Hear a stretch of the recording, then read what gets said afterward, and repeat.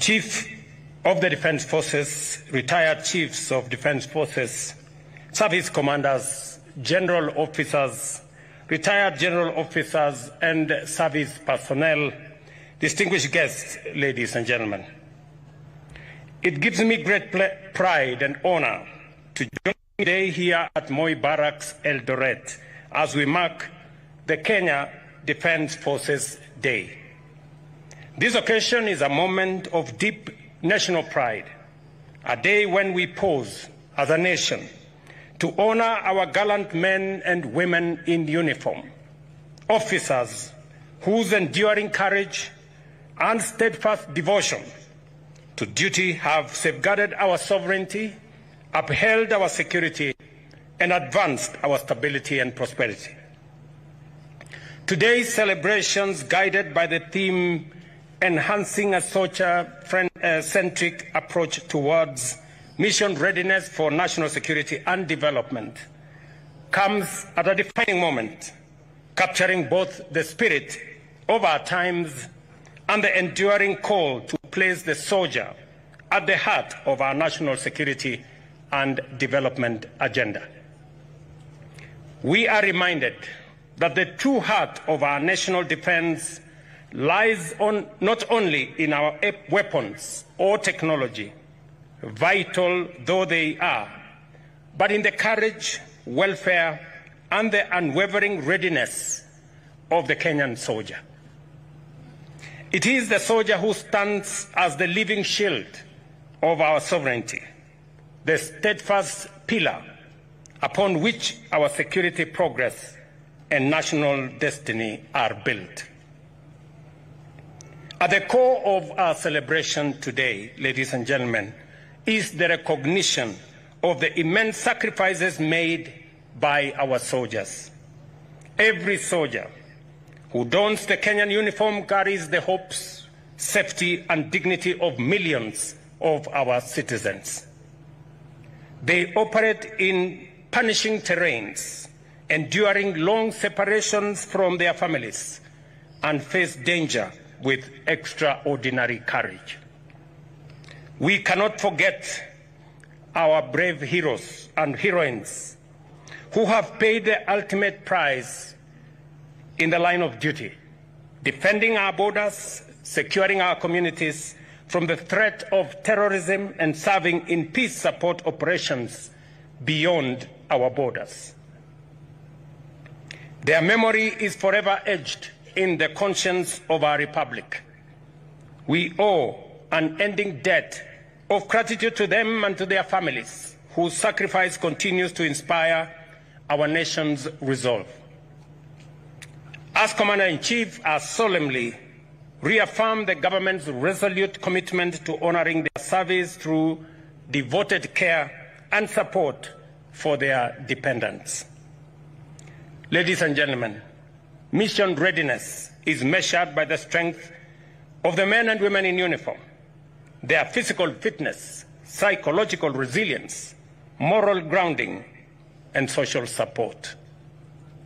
That is why, as a government, we have set out 4 clear priorities to strengthen the foundation of our defense forces. The first, the welfare of the soldiers and their families. We have expanded healthcare in military facilities, accelerated housing projects across services, bases, and barracks, and enhanced family support programs. When a soldier has the comfort of knowing that family is safe and supported, they serve with sharper focus, greater courage, and unshakable resolve. Second, we are investing heavily in training and professional development. We have upgraded training facilities, integrated advanced simulation technologies, and deepened professional military education. Through collaboration with allied nations, our troops now train alongside the best, mastering both conventional and modern forms of warfare. Third, we are modernizing our equipment and technology. Bravery alone does not win battles. Preparedness does. The government has fast-tracked the acquisition and modernization of defense systems, improved mobility platforms, and strengthened cyber and intelligence capabilities. The battlefield is changing rapidly, and Kenya must always remain a step ahead of emerging threats. Fourth, we are reinforcing psychological and spiritual support. Mission readiness demands inner peace and strength as much as physical endurance. We are scaling up programs to address post-traumatic stress, build resilience, and provide moral guidance, recognizing that the mind and spirit of a soldier are as vital as their skill and strength. Ladies and gentlemen, the Kenya Defence Forces now stand as a pivotal crossroads in history. The world around us is transforming from cyber warfare and terrorism to violent extremism, climate-driven security risks, and transnational organized crime around us. Closer home, we continue to guard our borders, protect our seas, and confront threats to our peace and stability. In all this, the Kenya Defence Forces have shown exemplary mission readiness. Through operations such as Linda Nchi, contributions to the Africa Union Transition Mission in Somalia, and the humanitarian assistance across our counties during national disasters, our officers have demonstrated that readiness is not confined to the battlefield. It also extends to every sphere where the safety and dignity of Kenyans are at stake. Our approach must therefore remain dynamic by strengthening intelligence gathering, fostering interagency collaboration, and investing in rapid deployment capabilities. Distinguished guests, security and development are two sides of the same coin. Without security, there can be no sustainable development. And without development, insecurity finds fertile ground. The KDF, through their discipline and professionalism, continues to contribute immensely to our national development agenda. Fellow citizens, the story of KDF is the story of what is possible when Kenyans choose excellence over average, service over selfishness, and courage over comfort. The transformation of our nation depends on this very spirit, the willingness to think big, to believe in our own potential, and to reject the limits of the ordinary. I have said it before, I repeat it here today again, that we must reject mediocrity in all its forms. We must aim higher, work harder, and serve better. We must settle for nothing less than the very best. Kenya Defence Forces are our heroes and patriots who continue to serve our beloved country with unmatched efficiency, discipline, and commitment. The KDF has remained a shining symbol of professionalism and integrity, not only in protecting our sovereignty, but also in driving the very transformation of our nation. Across Kenya, the fingerprints of the KDF are everywhere. You have built roads that connect communities and open new frontiers of opportunity. You have supported the construction of hospitals and schools that give life and hope to our people. You have played a pivotal role in iconic infrastructure projects such as Talanda Stadium, embodying our belief in talent, excellence, and national pride. In the North Rift, your courage and discipline have restored peace and order, allowing families and businesses to thrive once again. Our soldiers have also been instrumental in disaster response, medical outreaches, and environmental conservation efforts such as tree planting, all of which strengthen our national resilience and defense. We shall continue to harness the skills and expertise of the Kenya Defence Forces in nation-building projects, whether in housing, manufacturing, innovation, or national infrastructure. And I'm very proud that finally we will have the Ulinzi Construction Company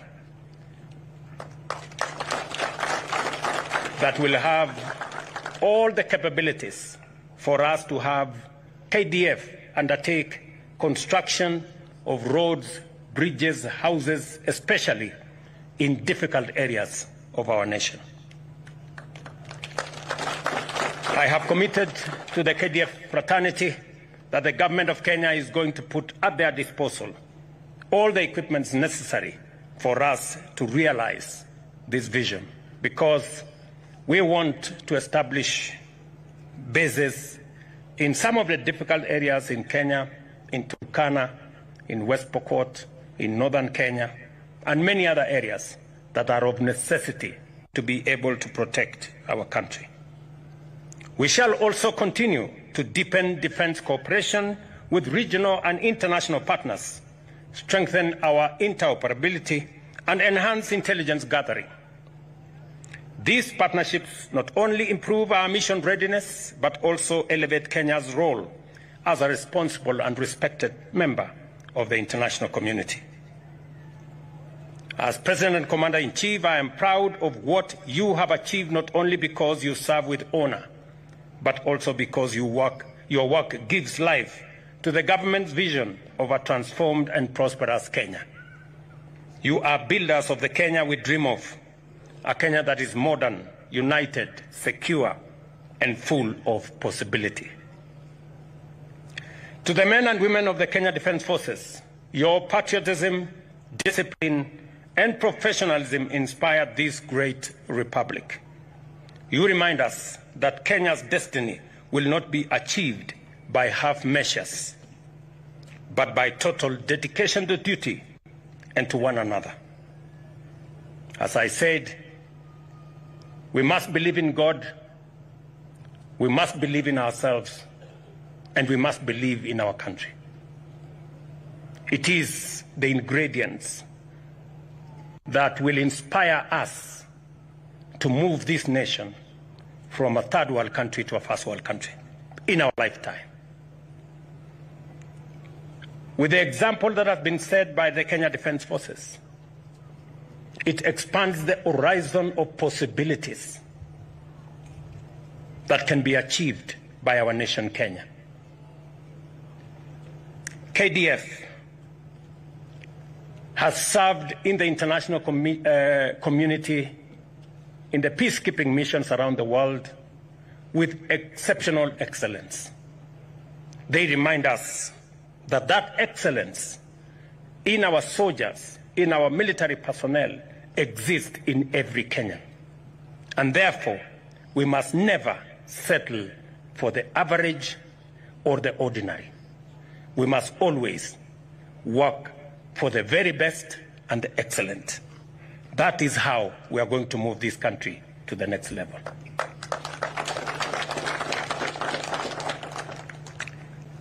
As Commander-in-Chief, I thank you for standing tall for Kenya, for building, protecting, and transforming our nation with excellence and pride. As I donned this Commander-in-Chief uniform today, it reminded me of my early years as a student, as a pupil, actually, in Kamagut Primary School just next door. In 1979, when this base was set up, I was a standard 6 pupil. Today, with a lot of pride, I saw the choir from St. Mark, my village mates, sing here. And they were singing about the Commander-in-Chief. I don't know whether they knew who that was. And with, again, a lot of pride to see the development that has gone on in this institution and the great strides that have been made by not just the 9th Battalion, but the Kenya Defence Forces. Congratulations on all the positive steps that you are making to secure our nation.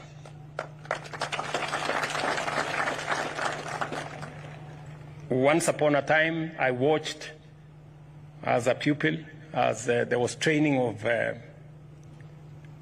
soldiers around this compound. We saw them carry huge logs on their shoulders, go through waters. Today, I take pride that Kenya is making steps, positive steps. Ladies and gentlemen, the soldiers' mission is not theirs alone.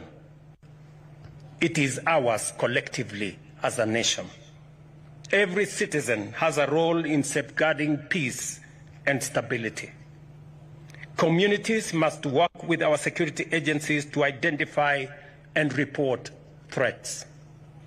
Civil institutions must complement military efforts through dialogue, education, and economic empowerment.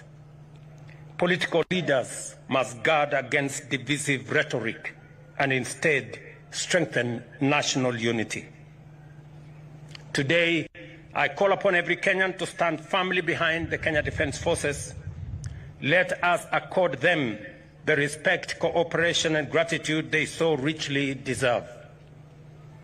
As we celebrate this year's KDF Day, let us remember that at the center of our national defense stands the soldier, courageous, resilient, and devoted. Our collective commitment as government and citizens is to ensure that every soldier is trained, equipped, supported, and honored.